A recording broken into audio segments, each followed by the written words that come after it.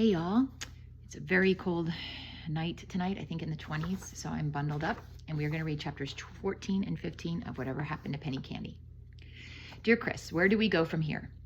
As I said before, no other inflation in history has been as widespread, almost worldwide, as the present one. We don't know exactly what to expect, but we can make some guesses. Unfortunately, so few people understand what is happening that things may not change for a long time. It is possible that we'll keep going down the same inflationary path until we have a runaway inflation. It could take many years, maybe decades, but maybe not. If people become so fearful that velocity shoots up, a runaway inflation can develop in just weeks. However, if enough people learn what is happening, we do have a good chance to get out of this without too much damage. I believe modern communication and transportation are swift enough to make the necessary corrections very fast and easy. If people order their governments to stop inflating, we might get through the depression very quickly within a year. The biggest hazard is impatience. If people get in a hurry, they may demand that politicians interfere with the business person's corrections. That's what happened in the 1930s, and it made the Great Depression a very long one. It caused the wrong corrections. Then the corrections had to be corrected. It was a mess. There were more unemployed people in 1940 than in 1931. That's how beneficial Franklin Roosevelt's New Deal was. For instance, people asked Mr. Roosevelt to make employers stop firing workers. The president did. But some business people didn't have enough money to keep paying all their workers. Instead of only a few workers losing their jobs, the businesses went broke and many workers lost their jobs.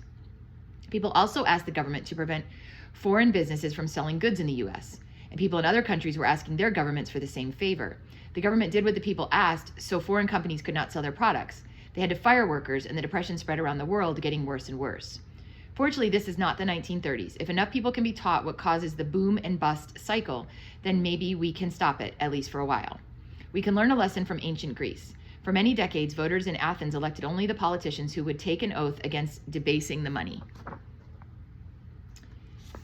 The oath was taken every 12 months. It stopped the inflation and depressions, and Athens became a very rich city. Life was pleasant for many years. Why did Greece become the economic train wreck that it is today? In a word, socialism. Greeks forgot about Tanz Tafel.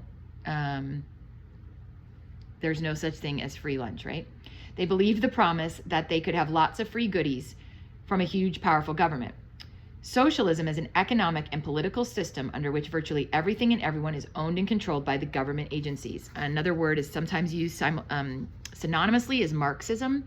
I think there might be a slight difference between the two, but I don't think I have enough knowledge to share that with you. So if that's something you and your parents want to look into or talk about more, you can. As philosopher George Santayana warned, those who cannot remember history are condemned to repeat it. In the Byzantine Empire, people were so afraid of inflation and depression that anyone who clipped coins had his hand cut off. It was cruel, but it worked. For a time, there was no inflation or depression. In fact, the Byzantine coin, the byzant, stayed valuable for 1,000 years.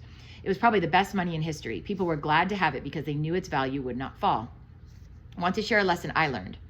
You'll notice a lot of people like to blame their enemies for the inflation and recessions. Republicans blame Democrats, Democrats blame Republicans, labor blames management, one ethnic group blames another, poor people blame rich, so forth. As prices and unemployment go up, hatred spreads. A person starts hating people he's never even met. Chris, don't fall into that trap. It has destroyed a lot of people and a lot of countries. For example, prior to World War I, in some areas of Europe, the money, lending, banking, and other financial work was done mostly by Jewish people. This was because Christians in the area believed the Bible taught them not to do that kind of work. Therefore, in some towns, the only people who understood money were Jewish. During World War I, when one of the German runaway inflation started, only a few Germans knew enough about money to know what would happen and prepare for it.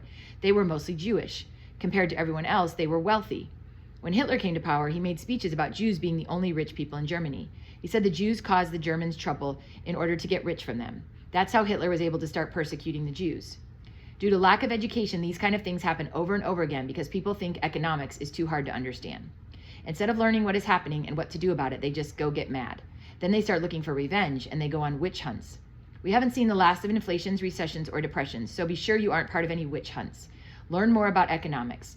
I suggest you contact the Foundation for Economic Education, www.fee.org. Tell them who you are, how you heard about them, and what you'd like to learn more about economics. I don't know if any one of you will do that, but that would be very interesting if you tried it. Remember Tanz Tafel, there ain't no such thing as a free lunch, and spread the word. Okay, then chapter 15 is called Beyond the Base, that's Beyond the Basics. So wait a minute, that's a step up chapter, I think. Let me take a look real quick. Hold on, I'm gonna pause it.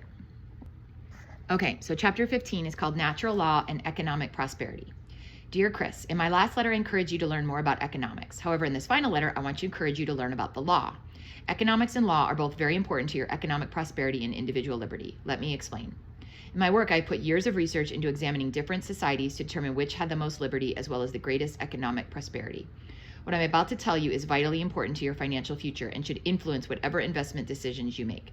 If you remember nothing else from this last letter, remember the following. A country's economic prosperity or lack of it is directly related to its legal system. Understanding the legal system that leads to liberty and prosperity is so important that I promise to send you an entire set of letters, so he writes another book about this. Until that time, I want to briefly introduce this subject to you now so you can begin to think about it. Fundamentally, Chris, there are two types of law. One is natural law, and represented by an old English common law. The premise of natural law is that there is a higher law than any government's law, and a judge's job is to discover and apply the higher law. Under natural law, an individual's rights to his or her life, freedom, and prosperity and property are granted not by the government, but by, in the words of the American Declaration of Independence, the Creator. No human authority can reduce these rights. The natural law system grows out of two fundamental laws taught by the vast majority of religions. Number one, do all you have agreed to do. This is the basis of contract law. And two, do not encroach on another person or their property. This is the basis of tort law and some criminal law. Any law logically consistent with these two laws is valid. Any law not logically consistent with them is not. Experience shows that where these laws are widely obeyed by everyone, including the government, the result is liberty, free markets, and rapid economic growth. Investment and job opportunities abound. The other basic type of legal system is generally referred to as civil or Roman law.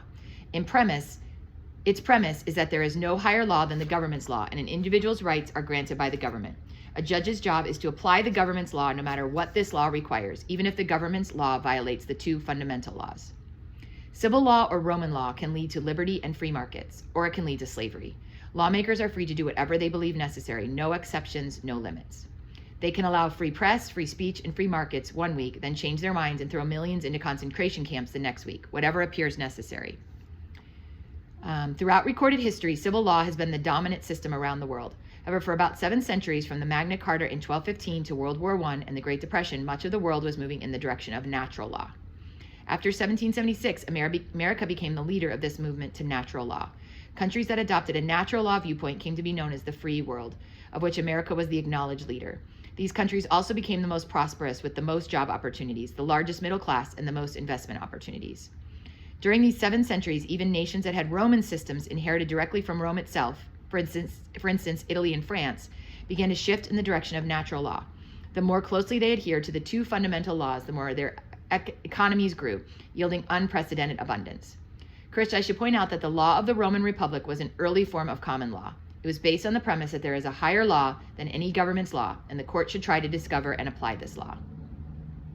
But the Roman Republic was replaced by the Roman Empire, and the law of the empire is what was reborn in the 20th century, whatever appears necessary. The law we call Roman law or civil law is actually a throwback to the primitive type of law Rome had before the Republic. Unfortunately, in the mid-1800s, socialism began to spread, and by about 1960, it had become the dominant political and economic philosophy in nearly every nation. The movement to natural law died away. Today in America, few know anything about natural law or why it leads to economic advancement. Socialism does not work, and by 1990, its failure had become apparent. Wherever it had been tried, the result was economic decline. The textbook case was the Union of Soviet Socialist Republics. However, and this is my key point, Chris, socialist economies have been rejected. After the fall of the USSR, socialist economies was rejected in almost every nation. Freer markets became a popular goal, but the never-ending desire for a free lunch did not vanish, and by the end of the 1990s, socialist ideas were making a comeback.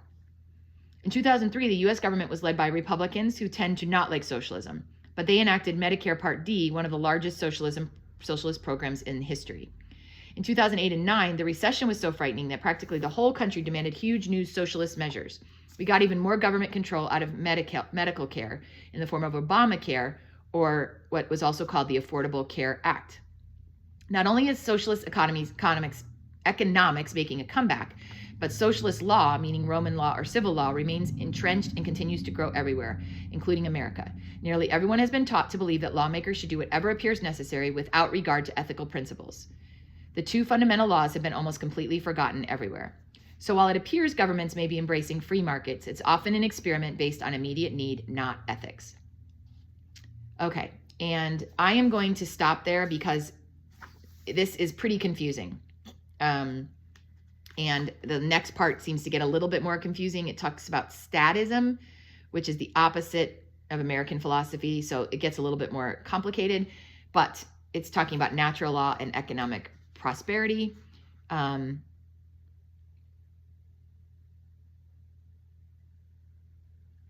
It says, always remember, a country's economic prosperity or lack of it is directly related to its legal system. So that's what the major statement is there that they're trying to come up with for chapter 15. Okay, so we are going to stop there. All right.